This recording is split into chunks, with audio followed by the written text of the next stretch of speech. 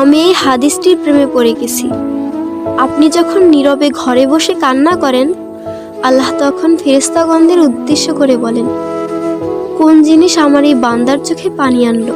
ফেরেশতাগণ বলেন, আপনার বান্দা সুখে নেই, আপনার বান্দা অনেক দিন হাসেনি। এই বলে ফেরেশতাগণ কান্না করতে থাকেন এবং আল্লাহকে বলেন, হে আমার রব, আপনি জানেন আপনার এই বান্দার হৃদয়ে কি রয়েছে, অতএব আপনি তার জন্য সবকিছু সহজ করে দিন। আল্লাহ বলেন, আমার এই বান্দা এমন কিছু জীবন থেকে হারিয়ে ফেলেছে যা সে অধিক ভালোবেসেছিল।